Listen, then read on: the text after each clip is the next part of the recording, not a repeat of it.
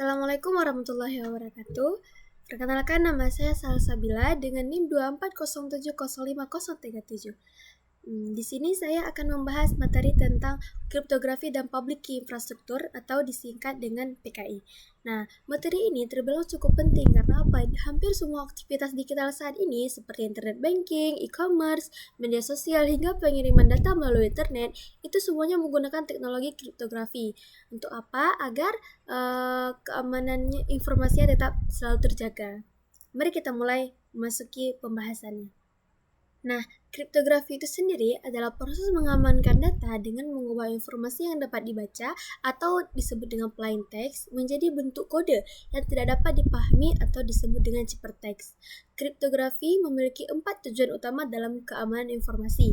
Yang pertama ada confidentiality atau kerahasiaan, yaitu memastikan data hanya dapat diakses oleh pihak yang berwenang saja. Yang kedua ada integrity atau integritas data, yaitu memastikan data tidak berubah atau dimodifikasi selama proses penyimpanan maupun pengiriman dilakukan. Yang ketiga ada authentication atau autentikasi. Nah, ini adalah proses untuk memastikan identitas pengguna atau pengirim benar-benar asli, bukan akun scam ataupun lainnya. Yang keempat, terakhir yaitu ada non-repudiation atau near penyangkalan, yaitu memastikan pengirim tidak dapat menyangkal bahwa ia telah mengirim pesan atau setelah melakukan sebuah transaksi.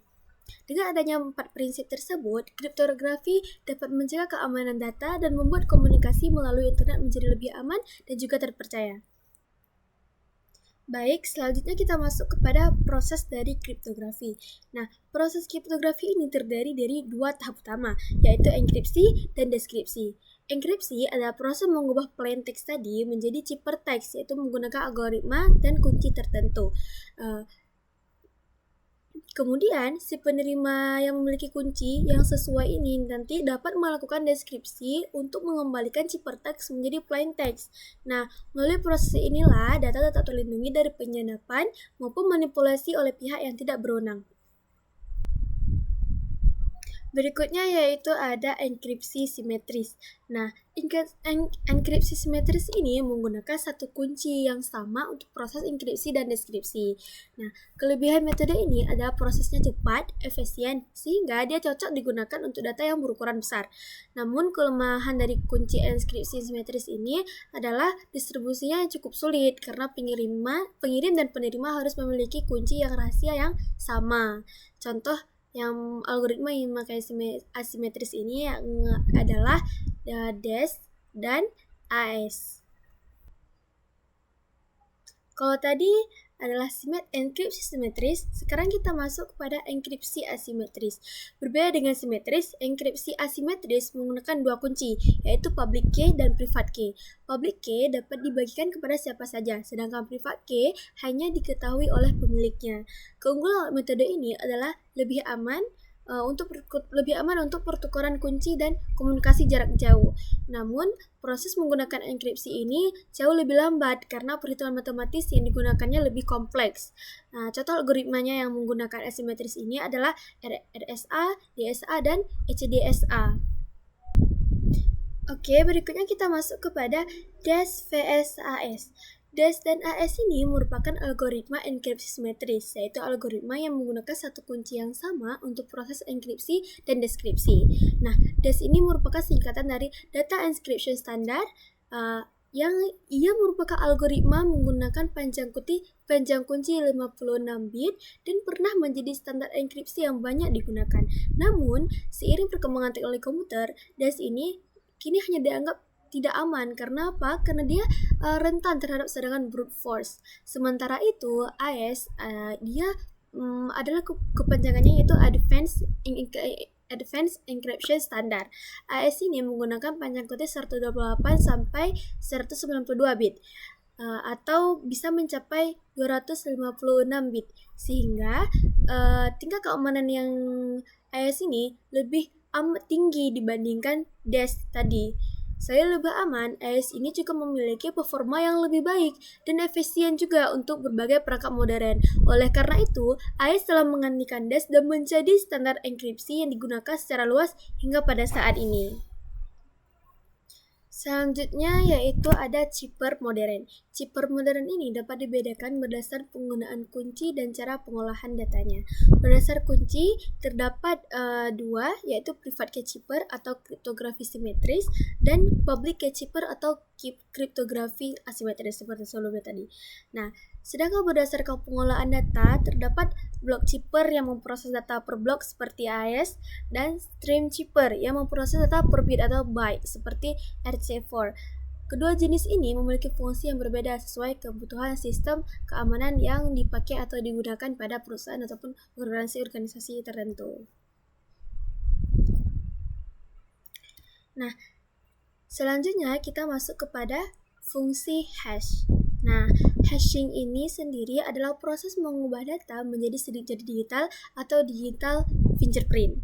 Hash ini memiliki sifat satu arah, artinya hasil hash tidak dapat dikembalikan menjadi data yang asli.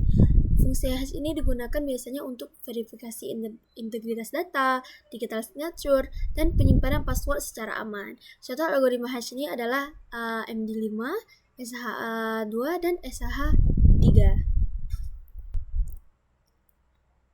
Baik, berikutnya ada MD5 dan SHA. MD5 ini merupakan algoritma hash lama yang saat ini sudah tidak direkomendasikan untuk memakainya.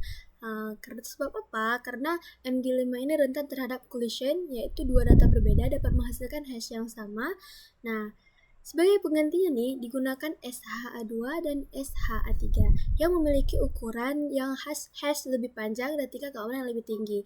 Karena itu, SHA menjadi standar yang digunakan pada sistem modern saat ini. Nah, baik, berikutnya kita masuk kepada HMAC.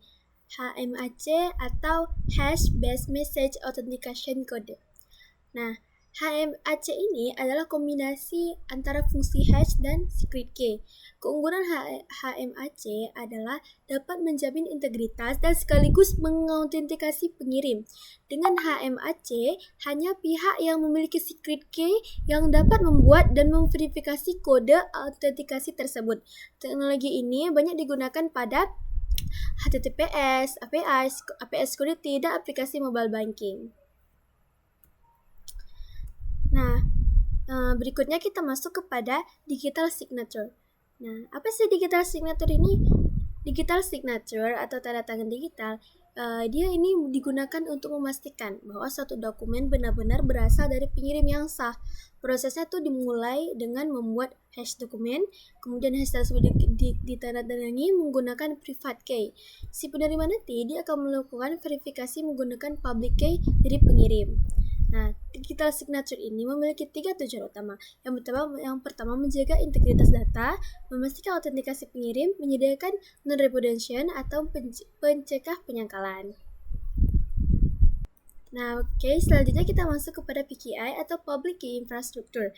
PKI ini adalah sistem yang mengolah public key dan sertifikat digital. Dalam PKI terdapat beberapa komponen utama. Yang pertama ada Certificate Authority atau CA yang menerbitkan sertifikat digital. Kedua ada Registration Authority atau RIA yang memverifikasi identitas si pengguna. Yang ketiga ada Validation Authority atau OCCP yang memberi satu sertifikat secara real time. Dengan PKI ini, identitas pengguna dapat diverifikasi sehingga komunikasi digital menjadi lebih aman dan juga terpercaya. Nah, yang terakhir kita masuk kepada kesimpulan. Kesimpulan dari keseluruhan presentasi yang kita bahas, presentasi yang saya bahas ini adalah kriptografi merupakan fondasi utama keamanan informasi di era digital ini. Nah, enkripsi simetris memberikan kecepatan sedangkan enkripsi asimetris memberikan keamanan dalam pertukaran kunci. Fungsi hash menjaga integritas data, HMAC meningkatkan autentikasi, digital signature menjamin keaslian dokumen, dan PKI mengelola identitas digital melalui sertifikat elektronik. Nah, kombinasi seluruh teknologi ini memungkinkan komunikasi dan transaksi digital berlangsung dengan aman, terpercaya, dan terlindungi dari berbagai ancaman cyber. Terima kasih telah menyimak video ini. Jangan lupa untuk memberikan like, komentar, dan subscribe. Sampai jumpa pada pembahasan berikutnya.